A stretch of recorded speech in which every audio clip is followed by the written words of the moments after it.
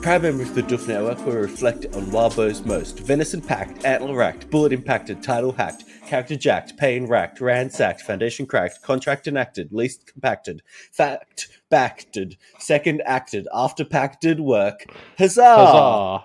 As it releases. Top that. I'm Elliot Diebold. And I'm Elliot What the Diebold. fuck happened to this intro? This is really spiraled out of control. I actually changed it. It did say I'm Ruben Morehouse, and then I changed it back to because I don't know if you listened to the episodes, but I kept getting my name wrong during the intro. Right. So I thought I'd see if I could get you to Ron Burgundy out my name, and it worked like a charm. Yeah. Anyway, we're coming to you live in the Discord. Merry Christmas, everyone. Merry Christmas, essentially. Everybody. Well, yeah, you know, in this fine country of ours, I was going to say great, but I downgraded it to fine. We have a special Christmas tradition called Boxing Day, and that's what it is for us right now. But I think it's Christmas for most of those folks in the world. Yeah, and we're on a perfect this has been a great streak in December because I realized our first December episode was my birthday. The second one was when we had Jenny on, and it was her birthday. Then last week was Deep Impact's 4th birthday, and now obviously it's Santa's birthday in most of the world as we're recording this. And then next episode will be the year's birthday. Yeah. So, yeah, we're on a 6th streak. We're killing it.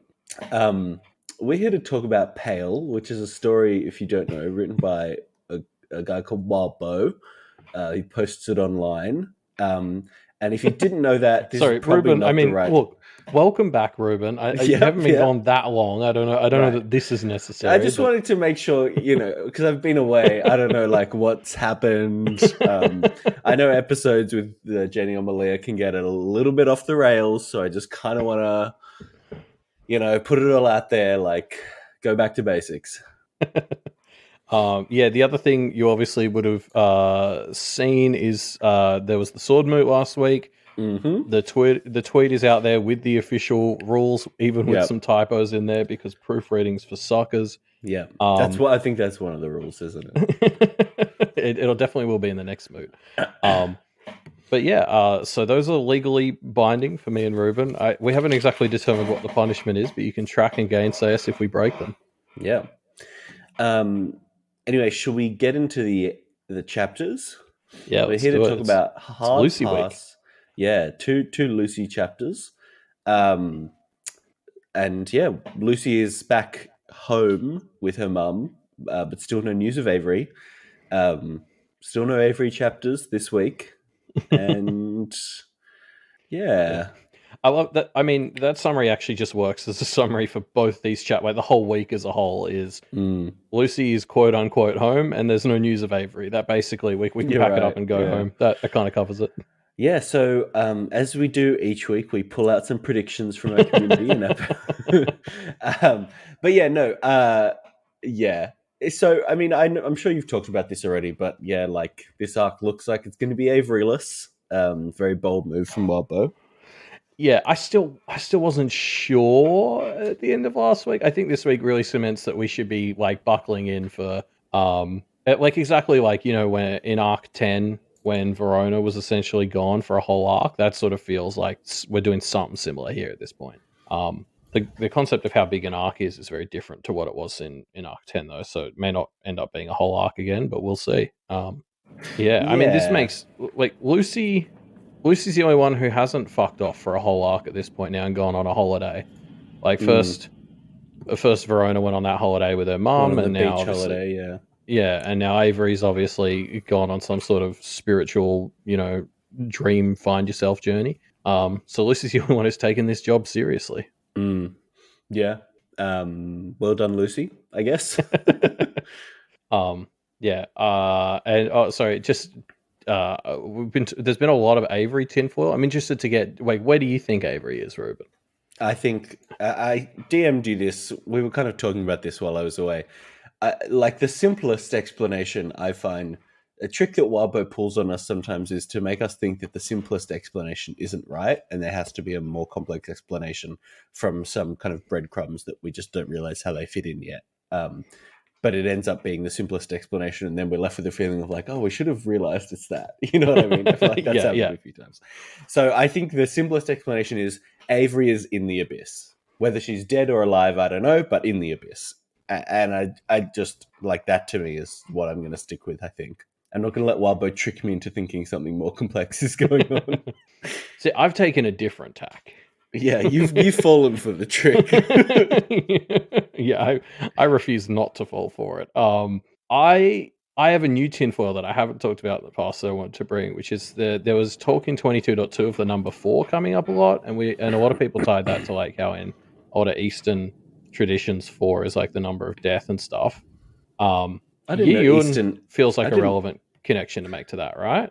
Like, and she's a necromancer. I don't know what the limits of necromancy are, but like I'm just thinking maybe Yi Yun has a little bottle with Avery's soul in it. Mm. But why? I guess. Well, she's not technically Team Charles. I'm thinking Avery was the one who was hanging out with Yi Yun and Nomi with Juliet. And Avery kind of connected with them a bit. It would be very Avery to end up getting saved by some rando connection that she did make from the enemy team. Sure. So Yi Yun, this is not like Yi Yun has betrayed her, but more like Yi Yun has saved her. Yeah, I think so. And then the step 2 where it gets particularly wrinkly in the tinfoil is if Avery is a soul in a jar but her body is dead, that's where the Grobards come in as people who can give her a new body. Because I think it's about time we took that practice and turned it into something good. Oh, this is a pretty hectic one. But I think it deserves a hearty huzzah. Don't do it. Too late. Huzzah. Yeah, no, I like it. Interesting. Very interesting. I just think the Grobards are like one of the few families where we haven't seen the Negateers enforce like, hey, do your shit but not shit. And giving something like Avery a new body would be an interesting way to explore the good side of the Growlbard shtick. Yeah, I could see it. All right. Well, I like it as a prediction. Let's see. I guess if you're right.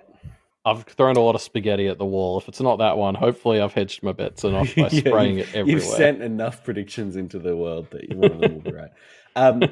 So yeah, obviously the other thing that we get to see here is Jasmine's back in the story, I guess. And she continues to be wonderful. Still like worried about Lucy, obviously, but doesn't take the tack of like, I'm your parent, you need to chillax on all this crazy shit. Even though Avery has just died, she's still kind of supportive of Lucy and her situation, which is just like very, I don't know, mature of her, I guess is the right word, but it sounds a bit weird to say. But like, yeah, Jasmine, you're a hero, basically. Yeah, I really liked the way Jasmine put it, where they have that conversation about how like Kelsey is seemingly a bit of a mess right now, which you would be.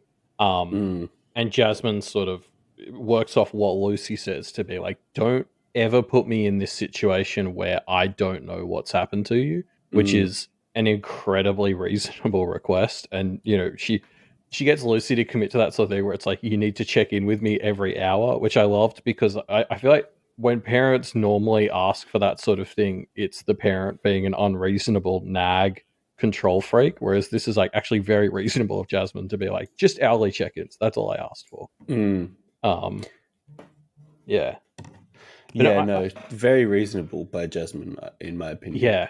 I'd love a Jasmine interlude, because this feels like this has been a big thing for the two of them. Like, we've seen Jasmine really struggle with like how this relationship has evolved, like her being able to see Lucy as a fighter and a leader and like still her, you know, little girl or whatever. Like, I'd love to see a Jasmine interlude specifically because I'd love to see how this has worked for her internally, because she's obviously doing better externally at kind of letting Lucy do her thing. But I wonder internally what that looks like how internally Jasmine now compares to 2 to 3 arcs ago when she was like kind of trying to ultimatum Lucy into not doing stuff.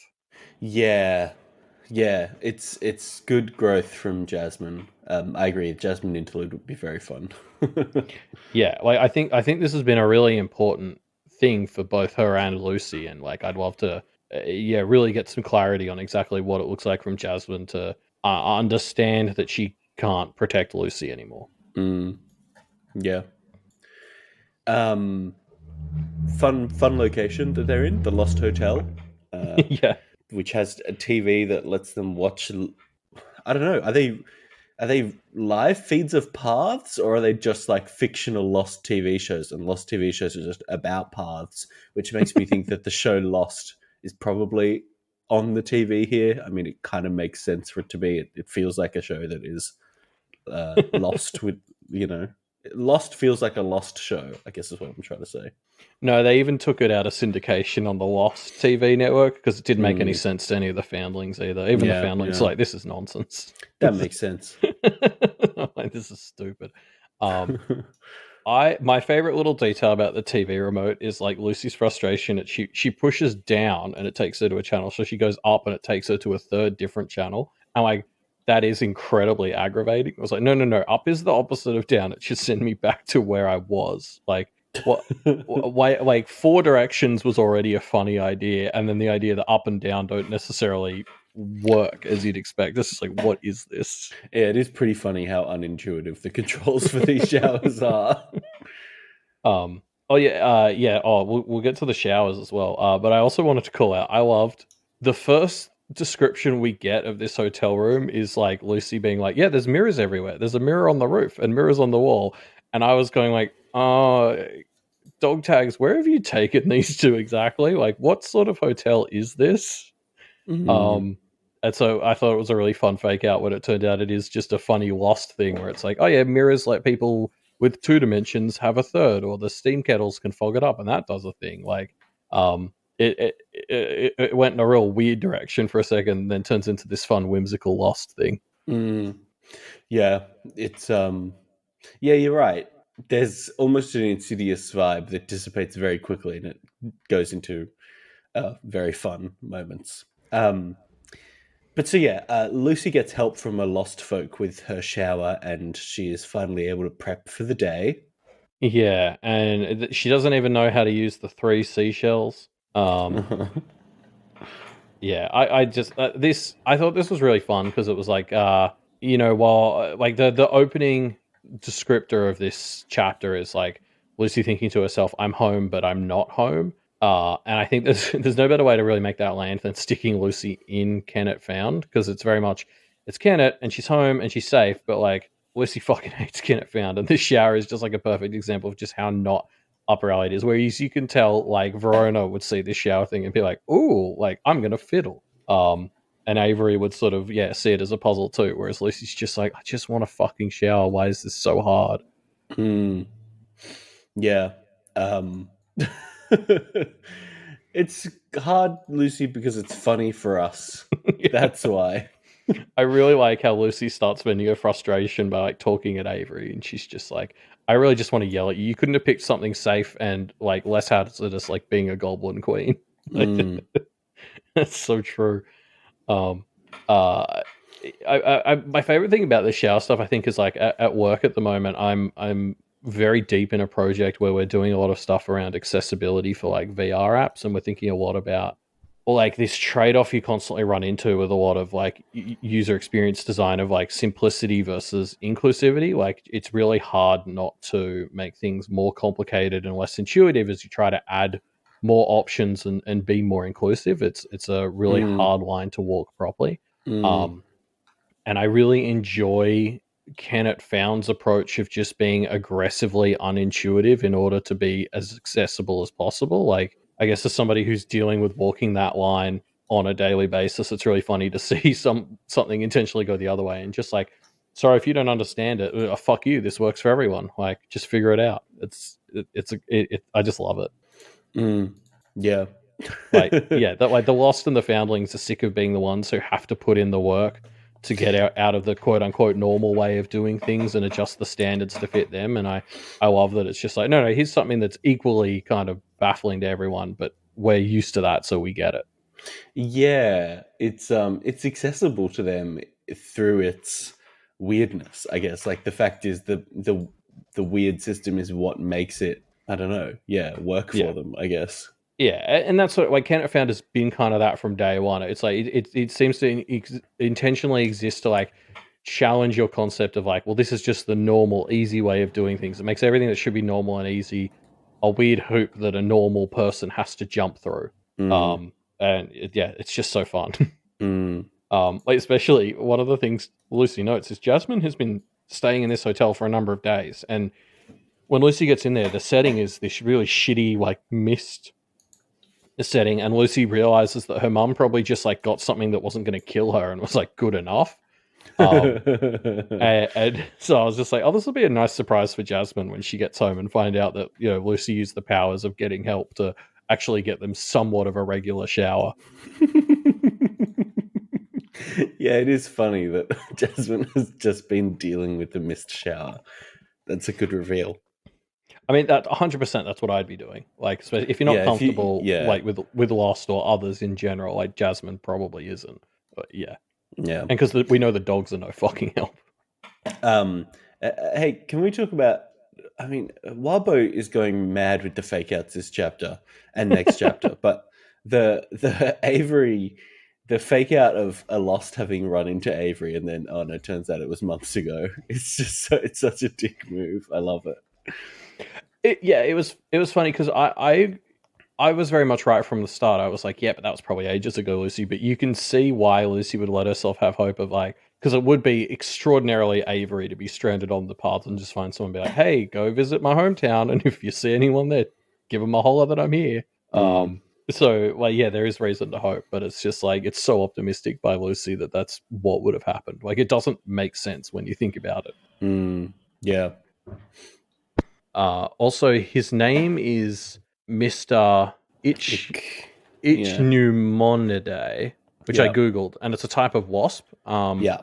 Very specifically, they're a wasp that like they're parasites, so they lay their eggs in other creatures. Like they're that kind of wasp, So they lay the eggs in the other creature, and then it eats the other creature from the inside out. Mm, And I was thinking that reminds me of because this guy's so nice, and he doesn't seem to want to stick his eggs in people, as far as we've seen. mm, But we saw Todd, who's that guy Avery ran into on the Forest Ribbon Trail and again in the Cakewalk, who's just a normal looking dude who wants to lay his eggs in people from memory. mm. So I'm wondering if this is like the other half of like when whatever this wasp was got lost, the desire to lay the eggs in people got separated from the looking like a wasp thing, and they're two parts. It seems very unlikely. I don't know if this is how lost stuff works, but I love the idea that maybe those two are connected. Interesting. Yeah, I like it. Um, Yeah. Also, I love his vibe of like Lucy's like, "Can you give me any hints or clues about where you saw Avery or whatever?" And he gets a bit all, "Actually, I'm on vacation from work right now." Like, I just thought that was such a funny attitude to bring to it. It's like, sorry, but like giving clues is my day Giving job. I clues, don't yeah. like. It's like my parents will come down for the holidays and they're like, "Oh, well, since we're visiting, can you help me with my phone? It's not doing X, Y, Z." And it's like, this isn't what I'm really looking to do with my holidays, but sure, Yeah. I guess. If you want vague clues that lead you on life altering journeys, come back on Monday, okay? Yeah, no, that was very funny. um, so yeah, Lucy leaves the hotel and is looking for some allies, but instead finds some weirdly shaped people. Oh no, wait, it's the goblins. I really like the delivery on this. I did not get what was happening quite at first. I was like, Yeah, what? me neither. I was like, what is this lady? And then it really took until the word biscuit was thrown in there that I was like, oh, it's the goblins in Glamour. Yeah. And then I like went back and reread them all. And I'm like, that's so fucking obvious. It's great. Yeah. Like, I was Yeah, why is this little old lady obsessed with how big she is? Of course, because it's fucking Tatty. Like, it's so good. yeah, no, it's very good. Every time the goblins are in Goblin Glamour, it's hilarious. Biscuit, of course, is annoying and the worst, and now by law not the best goblin, so therefore terrible. I'm not continuing the podcast until you apologize. Well, I'm not gonna. But yeah, no, they're all pretty fun. Obviously, other than Biscuit. I love the beat of how Cherry has seemingly maybe kind of not understood or circled so Yeah, round on yeah, being wrong yeah. that she's right again. So How, good. Oh like my god. Cherry is just the purest goblin where she's like she doesn't buy into any of the bullshit. She's like, nah, that's just glamour. Like she just sing right through it and all the other Yeah. stuff. So like Yeah. remember when she almost beat Mariska in like arc 12, or it was like Hmm. during Phineas' trial. I think there was a moment where Cherry Pop almost beat Mariska because she was like too stupid to distract. And it's like, this is that moment where you really see what like pure goblin that beats fairy shit is about. Like Cherry Pop is just so fucking stupid you can't trick her. Yeah, like she can't be manipulated with words, which presumably is what Toadie did to the others, like to Yeah. sell this to them. Um, it's very good. It's very funny. And then there's just a number of moments that the goblins excel. I love the bit where Lucy's like, "Okay, there's trouble. Everyone go do something, but don't go too hard." And then the next line of dialogue was just Ram Jam immediately started sprinting to Yeah, the. and it pays off when he comes skidding down on a sled and just slams into people. It's very funny. Yeah, and it's just like I love like that's so like Ram Jam is just somebody who seems to either go at 100 or zero. Like I love that Yeah, Lucy's like don't go too hard, and with Ram Jam it's like sorry, but you're either getting zero or you're getting 100. Like you pick. yeah. So let's talk about this.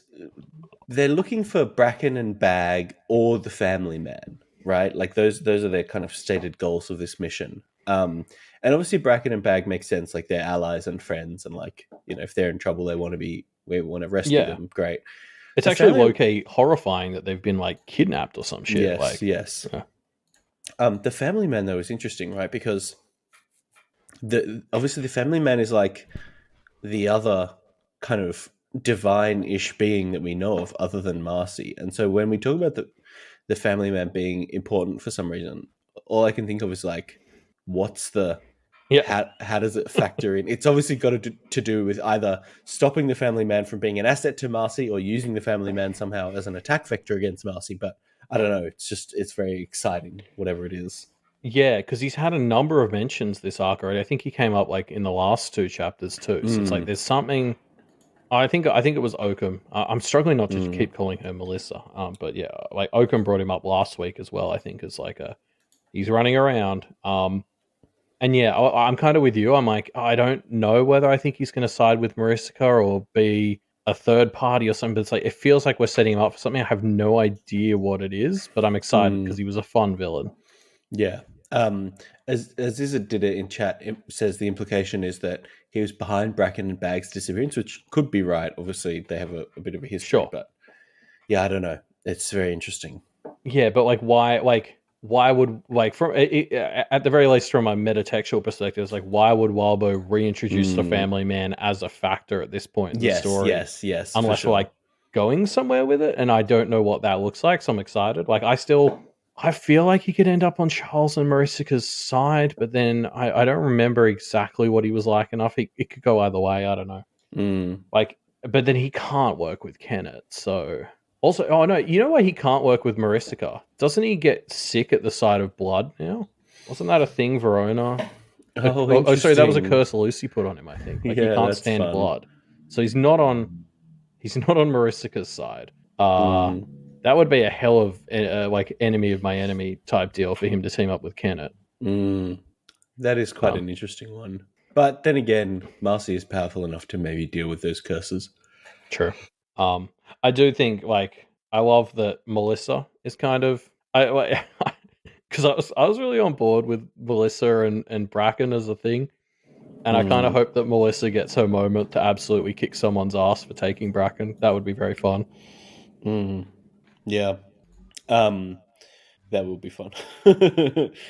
So yeah, we get a fight breaking out pretty quickly. So it's Lucy, the dogs, and the gobs taking on some undersiders while trying to download some security camera footage, which is a classic ticking clock.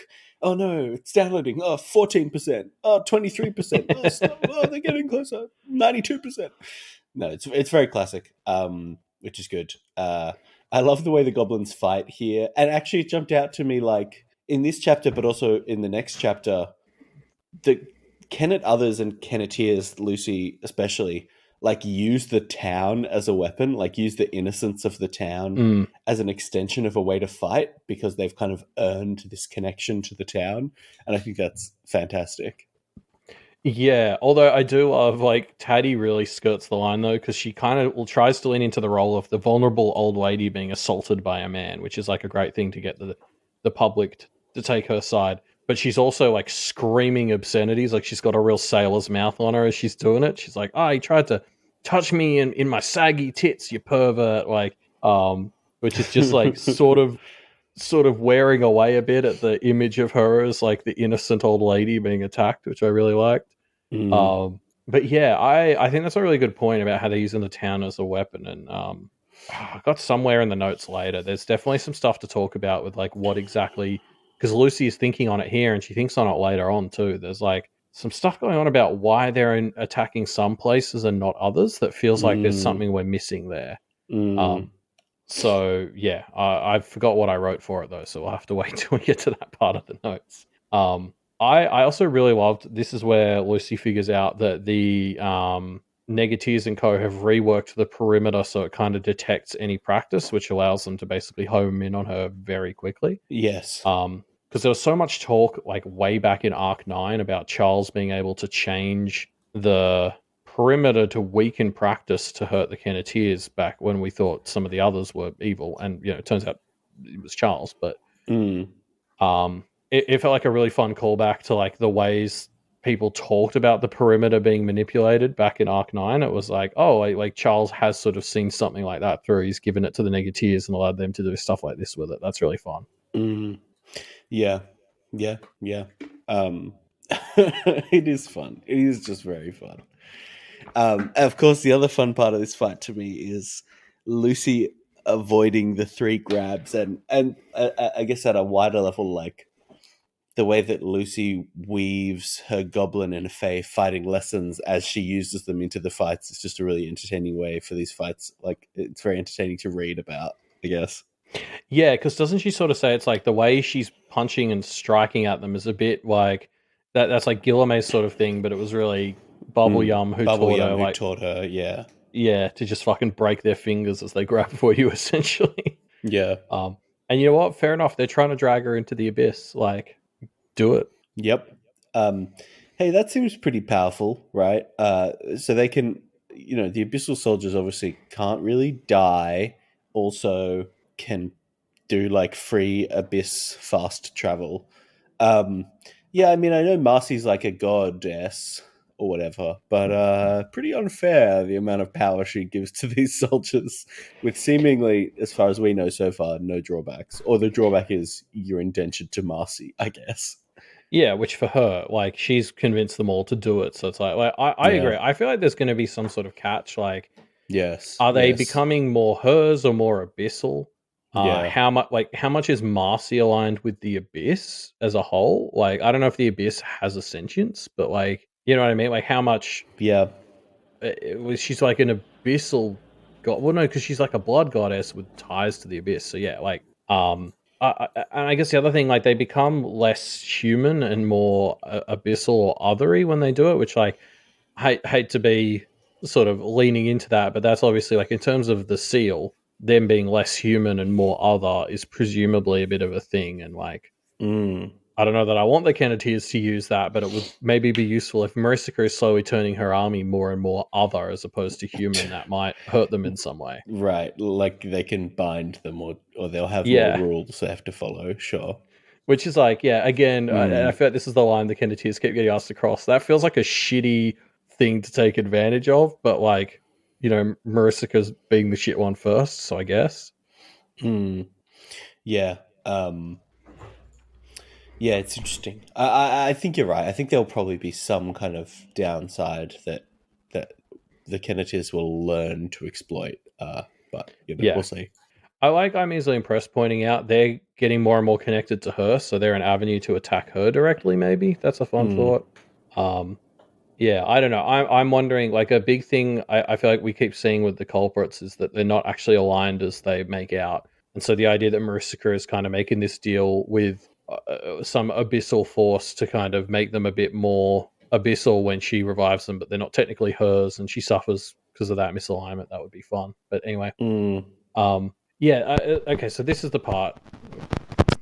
Okay, yeah. So this is the part where Lucy brings up that there's some shit not adding up with like where the culprits are and aren't attacking. Like they haven't taken over places like the hospital in Kennet Above, which would be a primo target, but they did like raid Killaloe Doe and some other place I don't care about. Like there's some more info to be garnered here about why they're attacking some places and not others in Kennet Above. I was wondering if hospitals maybe kind of count as sacred ground a little bit in the modern day. Yes, I think that's probably true. Like just from the their places of healing, you're not really meant to bring violence there. I don't know exactly how it's worked historically, but it feels like a hospital's like the last place to attack. In the same way a school might somewhat be Yeah. sacred ground. But yeah, for sure. It also had me thinking. So something that's really set up in these two chapters is the idea that like it's sort of Kennet Found versus Kennet Below, and Kennet Above is in the middle. There's a like Kennet Found has that red moon time, right? Where all the violence is allowed. I hope one of those isn't coming up soon. Yeah, I know, right? It's gonna be, I don't know what it's gonna be, but it's gonna be something, and I'm not like I'm worried about it. That will be a fight. Like, I'm just picturing the thing where Mist comes out and it's like, "Hey guys, just a heads up, it's Red Moon in 2 days, so yeah, it's happening. Let's shore up our defenses." Yeah, no, I think the Red Moon is definitely going to be an opportunity for the evil folk to make a play. It'll be a big fight. Like that will for sure be a huge set piece. Yeah, I can't wait for it. So yeah, Lucy and the gang get away from this encounter without really any more additional information, but her and Verona do end up having a dream meeting, a nightmare meeting, I should say, and they decide it's time to take off the kid gloves. Yeah, but like I guess we've got to call out. I love the decoration of this dream meeting. Like it's Lucy's being confronted with all of the faces of people whose deaths she feels responsible for, and I love this really dark detail that the names and faces get less clear as they're newer. Like that totally does make sense. And it's also so upsetting and depressing. Like Lucy thinks on it and she's like, "Oh, that sucks." And I'm like, "Yeah, it really does." Like she doesn't even remember Milo Sonjate's name, which I'm like, "Oh, fuck Milo, that's fine." But it's sad for Lucy that the deaths have become so numerous and close together that they're blurring and she doesn't remember who's who. Yeah. Yeah, pretty rough. I mean, I don't know if you need to remember Milo's name, because he I'm fine with that part, but it's the general trend that it's upsetting. Yes, for sure. I feel you. And I also, think that's part John of the is there. Oh yeah, yep, John's there. I enjoy John. Of course, John's there. Like John is always hanging over Lucy's subconscious, I suppose. Yeah, and then Abe's there too for a bit, but Lucy's like, no, we're not doing that. I did have an interesting thought earlier in the chapter, and I'm not sure if it is anything or where to go with it, but I thought it was interesting that Lucy does seem to be hanging out a lot more with Doe these days.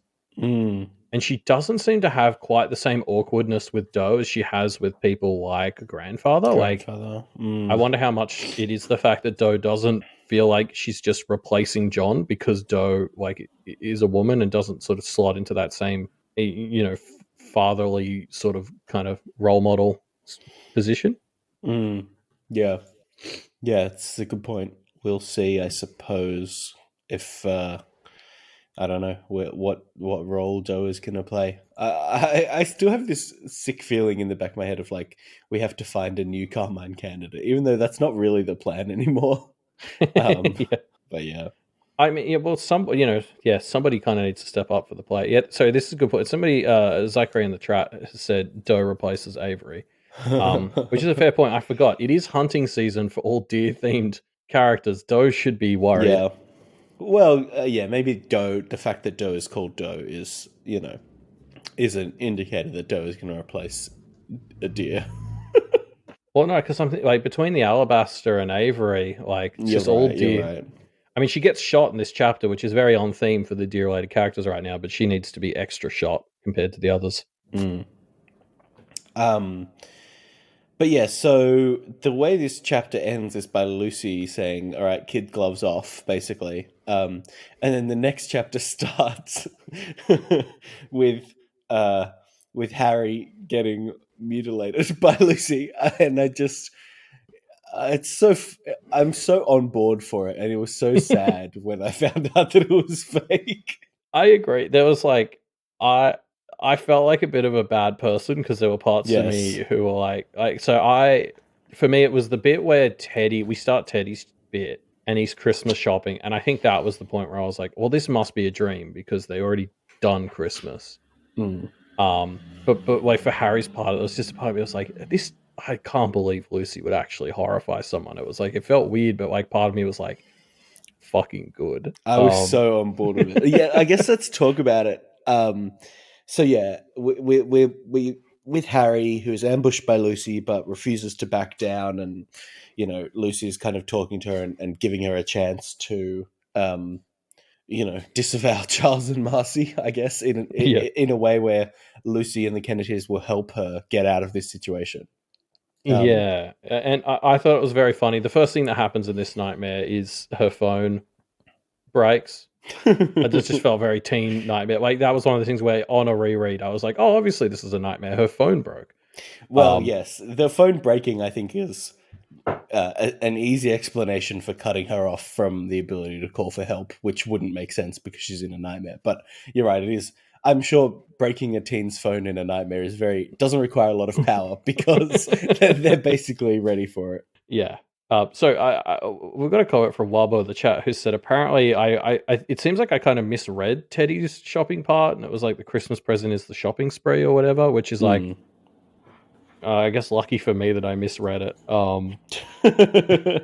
Because I was I don't know. I did read the chapters back to back as well. I took so long to read 22.3 that 22.4 was already out, so they'd just been in the nightmare. So I guess I was just a bit primed to be like, hold on a second. But Mm. I like just going back to what you say. Yeah, definitely. Like part of me was like, as the horrifying was happening, I was like, I can't believe Lucy would do this. Like it just didn't feel real. And then the nightmare part happened, and I was like, oh, actually, I really kind of like it. Like, I think there's a really interesting ethical discussion to kind of be had around like torturing people in nightmares like this. Mm. And I guess it kind of goes back to the debate they had around giving a nightmare to Brett in like Arc 2. But it's like, is it okay for Lucy to torture someone like Harry like this with a horrifying if it's only in a dream? Because I feel like my answer is yes. Yeah. But only because Lucy also hops into the dream and tells her exactly why this is happening and gives her a chance to not to change. Mm. Like the issue with Albie's dreams at the start of the story tended to be she just give you a horrible time, but there was no reason for you to actually reflect on what happened because it was just a dream. Yeah. Yeah. This is very explicitly Lucy forcing them to confront things, and as well as getting a safe answer to, if we had a way out for you, would you take it? Question. Yeah. Um, But then even the stick in this scenario is only temporary, and yes, it's yes. very clear why Lucy has done this to you. Lucy's saying, fuck you for horrifying someone and refusing to repent. Here Yeah. you go. Yeah, yeah. No, I absolutely love. Like I was sad when we found out it was a nightmare because I'm just on board with Lucy's vibe, I guess. But it obviously makes a lot of sense, like conceptually. What they're doing is they're saying, "Hey, you fucked around so much. This is your final warning. This is what's going to happen to you," kind of stuff. Yeah. And I think that's great. Like they're being so good to these fucking Negateers. They really shouldn't, but yes, I think it's great. Hey, can we talk about how Harry is a psychopath? Because Harry says, "Yes, I would rather murder and maim people and then die than never have a small taste of power and continue to live my sea life." And that's Yeah. just ridiculous. Harry, you have the ability to change your life in smaller ways than by murdering and maiming people. So just, I don't know, chillax, I guess. Yeah. I do. I think this is touching on a really important thing that kind of is pale wide as well as negative wide. Because I can I can see 13-year-old Elliot thinking that too, just like Harry did. Mm. Because I think there is a lot of I don't know, media or just like life stuff that kind of tries to encourage you, like to celebrate people who are special and like the like people who are famous or who are rich and who are the like ones who are just like quote unquote better and like they're the special main characters of life or whatever. And like I think Mm. everyone goes through this period like where you start to realize that you maybe aren't one of those people. Like you're not going Mm. to be. You're not going to uh get your letter from Hogwarts on your 11th yes. birthday. And so I think the Negatives are a really fun way to explore this because they're kind of around these ages where I think everyone kind of has to reconcile the fact that they're not one of life's main characters. Mm. And that's a particularly funny analogy in this story. But like, yeah, like you kind of instilled through the stories we tell and the way society celebrates certain people to like believe that there are those other people out there who are the main characters. And you're realizing you're just not one of them, and it's like Liz and Charles and co have kind of weaponized that desire and insecurity to become like what like this foundational thing for the red herring kids have all like they've all been twisted to the point where they're like, I would rather do all this horrible shit than just be mediocre. Mm. um and I think that's interesting because it's actually kind of the opposite of what Miss has like right from the get-go. Miss with the Kenneteers has just sort of been like, hey, chase your bliss, no pressure. I mean, very specifically, they're like, don't even solve the murder, literally no pressure, like Mm. just thrive within your community. You don't have to be a world famous practitioner. You can just be good enough for us. And like I think this has been right through Pale. Like I remember Booker had a thing really early in the story where Booker was like, I'd rather be like low level politician helping people than a high level one who doesn't achieve as much on a big scale or whatever. And like I think this is something Pale places a lot of importance on is your local community, and this is a side of it of like you don't need to be special. And like the trap the Negateers have been twisted into falling for is that they would all rather be a candle burning twice as bright for half as long rather than just being happy. Yeah. But yeah, I do think maybe I'm just kind of arguing semantics here, but I do think it's worth pointing out it's not even twice as bright for half as long, right? Well, yeah, The trade off really is more like 20 times as bright for 100th as long. yes, Like yeah, it just is. I don't know. but Shows I can, so short yeah. sighted, I guess. Yeah, but 100%, 13-year-old Elliot was like I especially I was one of those kids who was kind of in like the like I got put in a special stream for quote unquote gifted kids, which I very quickly burnt out of. But it was like, Mm. I definitely aspired to be world famous or whatever, and it was about that age when I realized that wasn't going to probably happen for me. Mm. And so like I really love that this is sort of what is happening to these kids because I can 100% see myself as I was reconciling with that fact and making that trade-off of going, well, I can have it for a little bit and everything else will be worse and it'll be very quick, but I'll have it for a bit. Mm.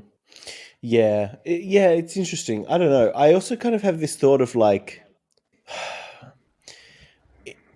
they could, if they weren't pieces of shit, change to the Kenneteers' side and get basically the same benefits without being pieces of shit. You know what I mean? Like, Yeah. if I was in a position to be either a Kenneteer or a Negateer, I'd be like, okay, one side I get, obviously the Kenneteers have a lot of power, right? Like the three of them are going up against the whatever 8, 10 Negateers and holding their own, if not winning. Like I'm going to pick the side where I can be good and do good and make change in a lasting way and still get the power rather than Yeah. the side where I get maybe more power in the short term but die and also have to be a piece of shit. Like it's not a Yeah. good trade. But the red heron kids don't see it as a choice. Like they didn't get picked for the Kennedys. This is the angle Adrian really takes that I really loved. Like Adrian points Mm. out, nobody wanted him. His parents didn't want him, and then he found out Miss didn't choose him because these three girls are better. Like it's a bit of a fuck you. He's not the special kid. He's not the hero. He's not the protagonist. He's just some other kid. And like so for them it's like they're not going to be Kenneteers if they switch over. They are like they're the trio of Kenneteers. You're always going to be their second fiddle even if you switch sides. So Yeah, but I mean, like, you're in the world yeah. now, Adrian. Like, Yeah, yeah. Oh go yeah. No, find your own Kennet. If you don't want to be second fiddle to the Kenneteers, do your own. Like, do, just No, I don't there's get me other wrong. ways. I'm on your side, but I can see why or Yeah. they don't see it like that. Yeah, sure. Because I mean, the grand irony of all this is these are a bunch of kids who want to be special, and they've been warped by these guys, and they want to blink out and be special. The Kenneteers have had no fucking pressure to be special, and they're pretty much all world renowned now anyway. Like, what's funny is like the Kenneteers just being able to be themselves and try to be happy has led to them getting exactly the success that the Negateers crave so much. Yeah. Yeah. It's just they're just silly, you know. Yeah. Yeah. Yeah. Well, and I also like Harry specifically links it to an idea of feeling like she has control. Yeah. Because you see this talked about a lot in terms of like what leads like, you know, young white guys into like the alt-right pipeline and stuff. Mm-hmm. And like I think the other side of like the whole feel like wanting to feel special or like belonging and stuff, the other side of that is this sense of control. A lot of people feel out of control in their lives, and it's very easy to misdirect them about what has taken that control away from them, and co-opt them. And so I feel like that's touching on exactly that side of things from real life too. Yeah. Yeah, sorry, it is worth pointing out Harry's home life doesn't seem that bad. Like No, we it's saw, not. It's not. no, Nomi's was borderline. Kira Lynn's wasn't great, but like I remember I did look it up to double check. Harry's thing was like, oh, Harry's mum throws tantrums and is not that good, and you know that's why she hates life, and she's a bad mom, and you know her dad's more of a rock or whatever. And like we see them all interact here, and it's like, okay, her mum maybe isn't perfect and maybe has some mental health issues or something that everyone's working through with her or whatever, but like they seem pretty great in this. Like, for a nightmare, her parents are absolutely not bad. Yeah, no, they could be much worse, couldn't they? Yeah. Yeah. So yeah, Harry won't back down, so Lucy horrifies her, and it's very fun, and I wish it was real. The fuck around and find out energy from this moment is very strong. Mm-hmm. I particularly love Lucy giving her a little bit of it and then pulling more out and being like, oh, sorry, I wasn't clear. This part was just for what you did to Gillian and Chase. This part is for killing Edith, fucking with my home, and like just making it 100 times less. Fucking loved it. It's very good. I'm such a terrible person. I enjoyed this far too much. I do love. Yeah. No, you're right. I enjoyed it a lot as well. As somebody who intellectually is constantly trying to advocate for like more restorative justice and less like punishment and stuff, I'm definitely not fully deprogrammed, because part of me sees stuff like this and I'm like, yeah, fucking fuck you. Like, yeah. My id and my super ego aren't fully balanced on this one. Yeah. I think it was very funny. Just something that just made me laugh about this section was when Harry screams, her mum runs in, and then she's like, "Get out, mum, get out!" And I was just like, "What am I doing?" I just thought that was hilarious. I wasn't. Actually, I kind of got a little bit lost in that, because I got the impression Lucy had poured alcohol on her at first, and I thought she was about to get in trouble for having alcohol, and I thought that was really funny because it was like, oh, you know, now she's gonna get caught, and then it was like it ended up being so much worse. But I was so confused that her mum wasn't noticing all the alcohol on her. Yeah. Good stuff. Yeah, I underestimated Lucy. It's very funny. So yeah, Lucy next goes after Teddy, who's doing some post-Xmas shopping with his family, and she bogs him down with innocent legal issues, which is very good. I love the vibe of like fucking with him by telling his parents like he's acting like a petulant child. You get treated like a petulant child. You're getting told onto the police and to your parents. Yeah, it's just funny. Well, like unlike the horrifying one, this was one where I was like, "Hey, do this IRL. Like, this doesn't need to be a dream punishment. Let's just move this shit into live action." You know, talking about the ethics of whether it's okay to horrify people in dreams. This is one where I'm absolutely like, no. Let's take this energy and pull it forward. Because I think to a degree, like these scenes are fueled by the nightmares of each like red heron kid, each Negateer. Because we talk a lot later on about how this is also a fact-finding mission, which I love as like a dual-purpose sort of thing. Like we're seeing what insecurities Teddy has through his nightmare. But yeah, like as much as this was just an attack direction kind of controlled by the dream, part of me is like, but can't we investigate the possibility of doing something like this in the real innocent world, maybe? Yeah. Yeah. Be, I think a good play, a good way to go Yeah. after Teddy. Um, And so and I love Mr. Black makes an appearance too. Like, especially when you don't know this was a dream. It's just really nice to have like the people in authority kind of coming up and be like, oh yeah, that's Lucy. She's legit. Like, yeah, just yeah, love it. yeah, very good stuff. Yeah, again, I love that they've earned the cred to let them do this stuff. Like they've fought for this town, and Yeah. good on them. Um, so yeah, Adrian is the next one to get a visit from the ghost of Christmas future. And he attempts to fight back, but he ends up maddening himself. Similarly with Travis and Kirillin, who runs to Marcy and stays there. Oh, we'll get to that last bit, but I love that Adrian and Travis's nightmares are both just being Leonard's new apprentice. Like that was one of those Yes. bits where, especially once you're aware it's the nightmares, you just sort of reading it and you're like, yeah, 100%. Like that, I would probably be third in line for that nightmare. Mm, yeah. Yeah, for sure. That's a rough one. But yeah, so again, like, I don't know, I'm kind of sad that each of the Negateers is given the chance to back down, but nobody does. Like, I was hoping that the Kenneteers would get through to one or two of them, but yeah, nah, nobody does. Their hit rate is really low, and it's sad. Mm. Yeah, I mean, I guess as is pointed out multiple times in the chapter, this is essentially the third out, and I guess what we're seeing is like the funnel for the first two has already kind of gotten most of the things that'll fit down it already. Mm, Um, so yeah, I mean, and chat's pointing out there's like a few of them who seemingly have been like a little bit shifted, or definitely going to have a few more doubts. But like, yeah, I think the kids who are willing to straight up turn around and leave this shit behind are the ones who've already taken the opportunity. mm, yeah, I guess that's true. It's just like I was hoping that seeing the consequences of their actions a bit more actively would, I don't know, help bring it home, but it doesn't seem to. Yeah. Mm. Yeah, I mean, I guess we'll see if any of their behaviors change going forward, or yeah, what like because this is definitely in terms of engagements with the Negateers, like this is kicking the hornet's nest. Like these two groups are kind of going to be fully at war, which they already were, but now like Mm. they're going to be specifically seeking the Kenneteers out. You think? Yep, for sure.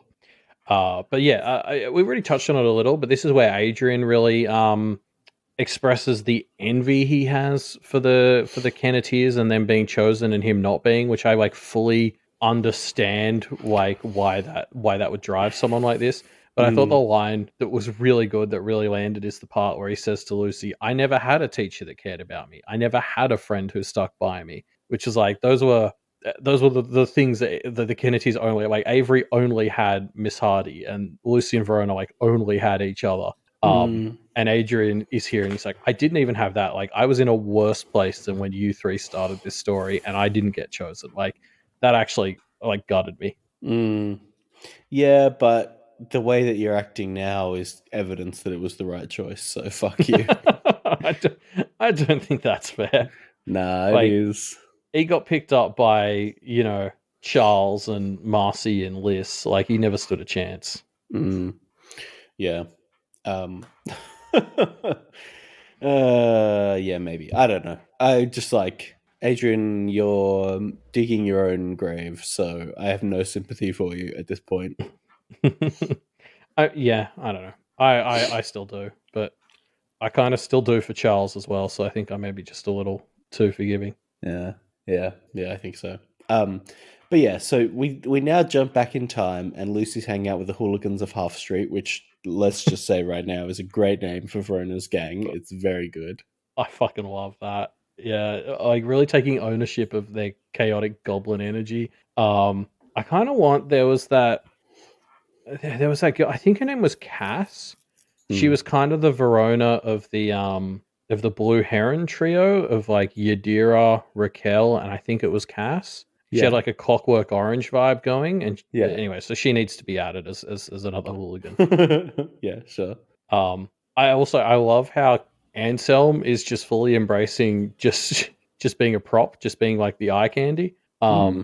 Like I remember one of the first things we learned about the Undercity in Arc 14 was that like a lot of social and gender roles were reversed. Like I remember we would see the high school girls getting in fist fights over who got to date one of the boys. Like it was a flip off the classic tropes of like boys fighting over a girl or whatever. Yeah. Um, and so Anselm being the guy who's just a part of the group of girls as the eye candy, like the anti Black Widow or whatever, it just fits in that vibe very well. I thought that was great. Yeah. Um, yeah, good stuff. Um, we also find out some very sad news here.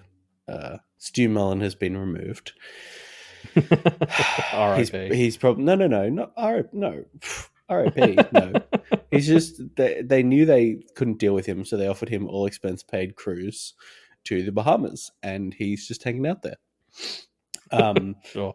But yeah, the old bodies in Rook have switched sides. We already knew about Rook. Obviously, BSW's not doing so hot. Like the Mm. underside is in a pickle, I guess. Yeah, and so this is where we really start to get that picture of Kennet Below is very much controlled by the culprits. Kennet Found is very much controlled by like, you know, the goodies. And neither of those controls is at 100%, but those two groups are mostly on one side or the other. And so then yeah, and then Kennet Above is kind of sitting as this weird middle ground where it feels like Charles and Co have the upper hand, but like that feels like where the war is going to kind of be centered, I guess, at the moment is like, and you know, I'm thinking a lot of Megafire's model of the id, ego, and super ego for each of the Kennets, and it kind of feels like you got the id with the culprits and the super ego, and Kennet Found with the goodies, and they're kind of waging war for control over the ego in the middle. Yeah, Um, and I guess I can't wait to see how that starts to shape up because that feels like the conflict that's going to be driving the next little bit of the story. yeah, yeah. Very interesting. Yeah, I think so. I mean, yeah, we've still got most of this arc left, and Avery's not coming back, so there's going to be more shit to deal with here in Kennet. Are you just very confidently saying that Avery's not coming back all arc over and over again so that you'll be wrong? Because that's a good strat. That is a Like good strategy. if No, we no. yeah, if we just My, constantly lay out that we're very sure she isn't like given the track record of this show, she'll be back in a couple of hours. I am. I'm not just saying this. Like, I am confident she's not coming back this arc. And if I'm proven wrong, fine. But if otherwise, I'll be right. It's kind of a win-win for me. I love that. Yeah, I do. I really I think it will be fun, and I get the vibe that should be going for the whole arc. So I think that's the more fun answer. I think it would be fun Mm, to let us sit on it and see how the Kenneteers continue to cope without her. yeah, yeah, Um, Also, yeah, sorry, shout out to Oakham for how much like here she really just they're like we're gonna start to get technical, and she's like I don't want to be tainted by knowledge. I'm out of here, and I was like holy fuck, who are you? Like that is a lot of character growth for the last 7 months or whatever it's been since she was limping around being a pain in everyone's ass. mm, yeah, yeah. Well done, Melissa. Oh, Oakham. Sorry. Yeah, it's so hard to. Yeah, I've been really struggling to make that change. Yeah, Yeah, and she's continuing to lean into being a fun PI, which I love. I really want to see her beat the shit out of like the family man or whoever's got Bracken and Bag. I think it would be so fun for her to come to Bracken's rescue while he's a you know damn in distress. yeah, yeah, yeah. But yeah, so they have a discussion about how the Negateers don't sleep, and this kind of leads the way to their attack vector, nightmares, which obviously led into what we saw previously. Yeah, and I mean, I feel like we said this when we saw that Nomi had like her Twilight ritual thing to get a few Hmm. extra hours in the day, but like, I mean, sign me up for this shit. Like Oh yeah, 100%. like the Negateers only need to sleep like 1 hour a day or something. Like, Yeah, 100%. it's very good. Obviously, the downside of this is the reveal that the kid gloves off Lucy stuff is fake, which was surprising to me, and like Also surprising to me that I was so on board with it, but I was. Yeah, like Avery missing means no holds barred. Actually, something we didn't mention but is worth mentioning, I think, is Harry. We get the reveal that the Negateers don't know where Avery is either, so it Yeah. seems unlikely that she's being held captive or anything like that, right? Because they would probably know about that. So yeah, after 22.3 came out, you did send me a DM saying, "Oh my god, it's another murder mystery," which is like, not necessarily a Yes. murder mystery, but I do love your idea that we're back to the roots of the story. It's kind of a who done it. Who done it and what has been done it? Yeah, yeah. Who done it and what did they do? Yeah. Oh, fucking! How funny would it be if the answer ends up being that Douglas did it? Douglas has had Avery this whole time. He did it. Oh my god, that would be so good if it's true. That would be so fucking funny. Oh my god. Yeah. But yeah, this is where we really start to appreciate how multi-pronged this plan is as an approach, because they're also just gathering information. Like, uh, especially as well for us as readers, like we learned a lot about some of the Negateers we didn't get POVs from. Like I learned kind of a bit more about how Harry functions because it was a pseudo short interlude for really like part of her thing. And same with like Adrian, we learned a little bit more than Freeman could see from him because Freeman was too fucking dense to really get Adrian. But I did think it was fun that the one they couldn't get any info on was Cameron, because she's perfectly designed to work against this, and like also is just the one who I'm kind of she's the perspective I need to see the most, because I'm like, sorry, but who is this girl who thinks Seth is cool? Yeah, that's the weirdest thing of all. They must have done some surgery to cut out the actual discerning parts. Yeah, but no, so it's kind of fun knowing that Cameron is going to come out of this as the person who is like the Negative, presumably the most crafty for thinking that augury way of like larger battle strategy stuff. She's also the one who like they didn't learn about, so her shifting into more of a leadership role and calling shots here would make sense and be terrifying.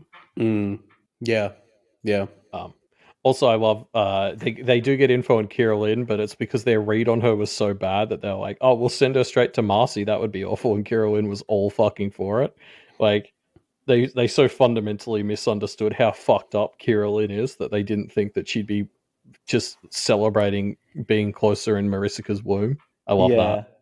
Yeah. Yeah.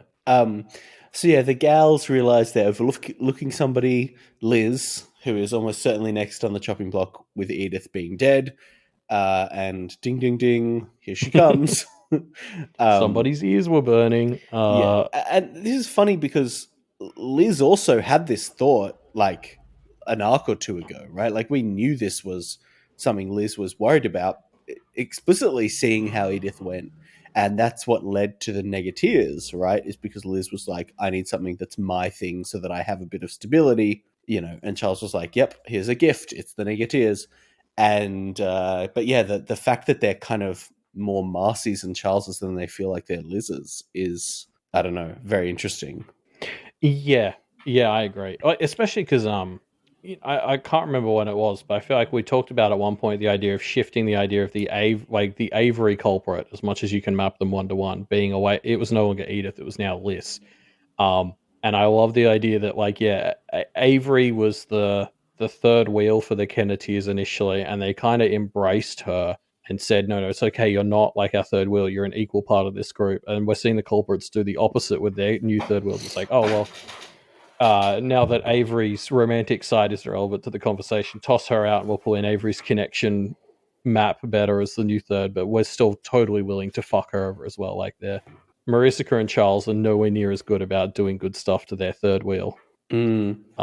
And especially like it's so funny to me that this conversation is happening while Avery is missing. If Liz is the new Avery culprit, it's going to be so fun seeing how Verona and Lucy kind of ping off of her in this conversation. Mm. Mm. Yeah. Yeah, I'm really looking forward to this conversation because Liz is obviously not going to be friendly with them, but I think Liz realizes that she's in a rough spot. Yeah, I feel like her take is just going to be general grumpiness at everyone, and it's going to take a lot for the Kenneteers to break through that. But yeah, it'll be fun to see. Yeah, yeah. But that's the end of the chapters for this Christmas episode. But it's not the end of the Christmas episode because we've got some predictions and some discussion question answers to discuss. Let's start with the predictions. Predictions that people have left in the Pale Predictor or some Reddit comments that we really liked. Sorry, huzzah. Huzzah. I guess I've got a prediction that I saw two people leave, so I want to pull it out. It was left by Belegtal and Fergrungug, which is that we know that there's a fake Avery running around, the Finder. There's going to be a fake out. There's going to be a fake out where they think there's an Avery, but it turns out to be the Finder. My only issue with this prediction is I think the longer the Finder is potentially just running around or we don't know where they are, the funnier it is to me. I almost don't want it to get used just because I want us to forever be sitting here like, so is the Finder out there still? What's that about? Yeah, don't know, but yeah. But yeah, talking about Avery needing a new body, well, here's one. Okay. This is, get Yiyun to take Avery's soul out of the little fairy bottle that she's got and put it in the Finder, I guess. Bing, bang, yes. Boom. Okay. Yes. Let's see if that happens. But yeah, and I pulled out a comment from Reddit. This was in 22.4's Reddit thread, and this was from I'm Easily Impressed. So it's kind of still in honor of the prediction segment. But I'm Easily Impressed did point out we didn't see Cameron's nightmare, but I'm Easily Impressed hopes that it was Seth dumping her. And I like that, and so I wanted to bring it out because I agree that would be funny, and she deserves it. And I mean, it'll be good for her, right? Like, yeah. If Seth actually dumped her, I mean, which I guess since it's a nightmare, it's not the case. But anything that is breaking this being her type of guy is a force for good in the world. You know what I mean? Like, yes, torturing her in her nightmares to make her angry at Seth in the real life and distance her from being into that kind of guy, I see as the ethical thing to do. Yeah, no, 100%, I agree. Yeah, sorry, not to kink shame, but in this instance, I think I actually am kink shaming. Don't do it. Don't be like Cameron. But let's get to our discussion question answers, shall we? So our discussion question last week was, what's something that would make a terrible implement domain or familiar that you would still do the ritual with because you love it? And I think this is a great question and some great answers to this one. We all know the classic "don't make your mobile phone your implement" advice. Yeah. But if you were going to do something like that, what would it be? It's a great question. Yeah, and we did get Duo Nem submitted their smartphone or a Kindle. Yep, or a Kindle. Yeah, which do love. That would be terrible, but I can kind of I can see it. The amount of time I spend on my phone, like there'd be a logic to it, even with all the drawbacks. Yeah, I think there's a lot of reasons why it's a bad idea, but in terms of the implement should be a thing that I spend a lot of time with. It makes a lot of sense. And I talk to people on my phone a lot more than I do in real life. I live a very hermit lifestyle. There's an argument to be made. It's a good representation for how I operate. Yeah. I love Belegtal's answer, which was, my cat's dumb and not another, but I want her to be my familiar. It's just like, yeah, I get it. Yeah, that's a funny one. I would never. Ripper1337 also brought the other textbook. Wildbow is confused why he keeps having to tell people this is a bad idea. They wanted the old RV domain. Mm-hmm. They said, it doesn't make sense because they can't even drive, which is just an extra question mark on top of this, which I love. But also, that's a good way to avoid the downsides of the RV domain. It's actually just a proper domain in an RV. They said, for their lifestyle, they need things like solid internet stuff. So it's a terrible idea, but they would love the freedom that you get with it. Yeah. Yeah, I think my favorite answer was Ace of Swords' answer, which was the perpetual stew, which was a great answer because it both explained exactly why it's a terrible idea while also kind of selling me on the idea of it. You know what I mean? Yeah. I understand it because they pointed out like the thing with food is you use it to reinforce and nourish yourself, Yes. but consumable implements take from yourself to regenerate them. Yes. So the idea of having food as your implement is like dumb because presumably you're just losing stuff to like the inefficiency of energy transformation. So it's like absolute best case scenario for that implement is a net like zero like change. But they brought up the perpetual stew as something that because you can keep adding ingredients to a stew, hopefully that mitigates it somewhat. Yeah, I really liked this answer. Yeah. Yeah. Um, I think the perpetual stew was great. It made me think of having a never-ending packet of Tim Tams as my implement, which I guess is the Australian version. And yeah, I just thought it was that's very what we eat interesting. instead of stews. Tim Yeah, it's Tams. Tim Tams. Duh. No, yeah, I thought it was very good. Yeah, sorry. I'm just gonna vent for a bit. Okay. We About had Tim Tams pavlova. or No, well, we had pavlova here, and I fucking hate pavlova, and I don't get why everyone in Australia eats pavlova for it's Christmas. It's the nice. worst dessert. How can you not think it's? I mean, it's not. In the same way as a lot of desserts, it's not something you would eat as like a meal, but as just like a little dessert, sure. No, like it's just no, it's feral.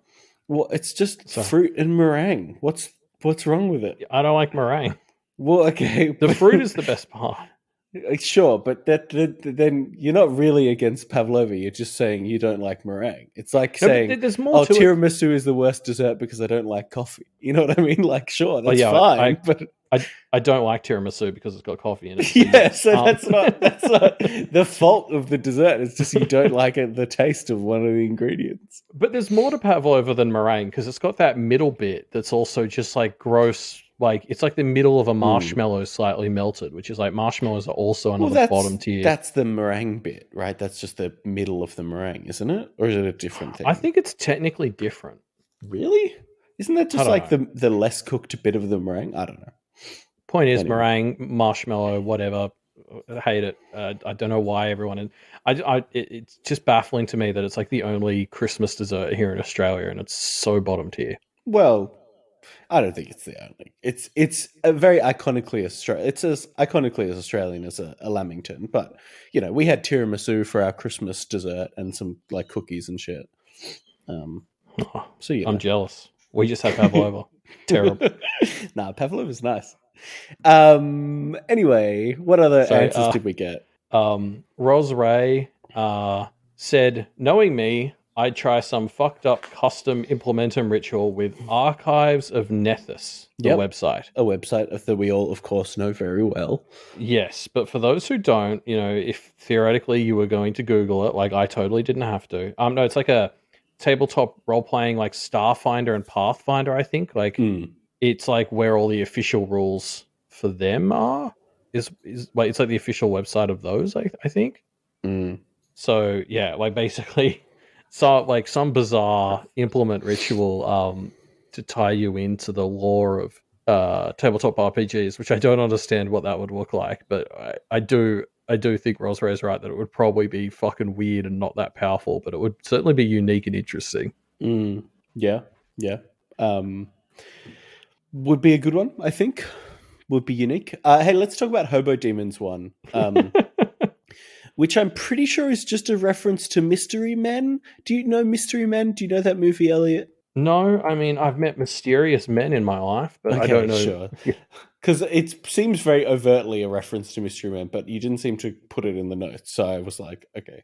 Anyway, No, so well, specifically, there was one of these that I didn't understand, which was the reference to Attack Hammer, and then there was one that I wish I didn't understand, which was that there was like a father's head in a resin bowling ball. yes, a bowling ball made out of their father's head, and then they go on to say that a shovel would be their choice of implement. So Mystery Man is this movie with like Ben Stiller and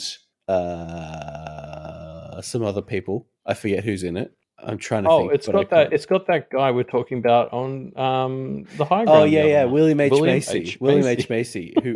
But it's like a kind of. It was a very. Been in, sorry, he has been in more things than just Jurassic Park. Right, you're right. No, it's a movie that I think was kind of ahead of its time in the whole superhero deconstruction thing. It's about this gang of very shitty superheroes who have to like step up to save the day, including Janine Garofalo, whose power is that she has a kind of a magic bowling ball that she can use to bowl things, that's made of her father's head. But also the one of the main characters, I think William H. Macy's character, maybe, I don't know, is the shoveler, who's just a guy who has like superhuman abilities with a shovel. I think is what his power is. So he basically just fights with a shovel. Anyway, good movie. I don't know if it holds up. I have not seen it in a long time, but I remember enjoying it when I was younger. It's always a risk with movies that you haven't seen that long ago, isn't it? Yes. Don't hold me to that, but I remember enjoying it when I was young. But yeah, so Hobo Demon's answer eventually is shovel, as an implement of like laying foundations, digging, but also burying, like sign of hard work. Like, I think it's actually a pretty good implement. I was kind of sold on it by the end, to be honest. I don't think it's that bad a choice. I think there's a lot of imagery to pull from there. It's a pretty well recognized old tool. Yeah. The bowling ball is much more in line with what the spirit of this question was asking, I think. And then the last answer I wanted to talk about today was from Prior Ad 9972, who they suggested they do a fossil. They thought fossils are neat. And I like this as a transformation on like the rock implement, because I remember the rock came up in the implementum thing 16 arcs ago now, as like it's like a premier example of a shit implement is to have a rock. Yeah. And I think a fossil is a nice transformation on that, because it's probably still going to have most of the shittiness, but it's like, well, but it's a special rock. So yeah, I like that. Yeah. No, I think it's a good way to make a rock a bit more exciting as well. I think it's good stuff. Were there any others that we missed? I think that's all of them. Yeah, that's all the ones I'd written down. Yeah. Yeah, perfect. Well, yeah, thanks everyone for leaving your answers to our discussion question. Of course, we have a new discussion question for this week, which is, what rituals and symbolisms would you put into your blood-based or other religion? Yeah, because I'm kind of obsessed with Maricica's thing for her religion, where they put the 3 fingers over their mouth. And I'm doing it in real life at the moment, realizing that means nothing to anyone because I'm alone in this room. Yeah. But yeah, so I think it's fun to. I'm curious what I would do, so I thought I'd be curious to hear what everyone else would do as well. Like if you were an up and coming god like Maricica, what would you? What weird shit would you put into your religion? Yeah, I like that. I like that as a discussion question. What's the weird symbol that you would put in? So do you think Maricica was a fan of the Hunger Games? Is that where this has come from, do you think? Oh, I hadn't thought of that. Do they only use 2 fingers for that? They do, but come on, it's pretty close. Well, yeah, Maricica's actually setting herself up to be a sequel to the Hunger Games. So yeah, you can leave your answers to that discussion question in our discussion thread, which you find linked in the show notes down below. And also, why not leave us a review on your podcatching platform of choice?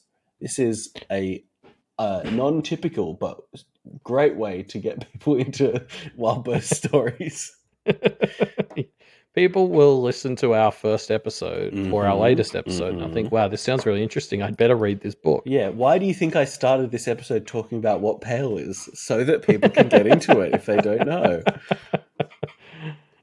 Yeah, don't forget to check out our Twitter too. There's official lore lists and also memes. Yeah, a new meme every day, so check that out on @PaleReflectCast.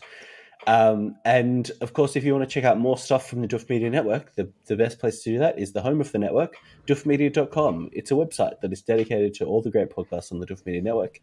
So check it out and see what you find. Yes, and then don't forget to stop by Wildbow's Patreon, patreon.com/Wildbow, or he'll come into your dreams and horrify you. And yeah, with that, we'll see you next time, folks. Have a great holiday season. Yes. Merry happy. Merry happy.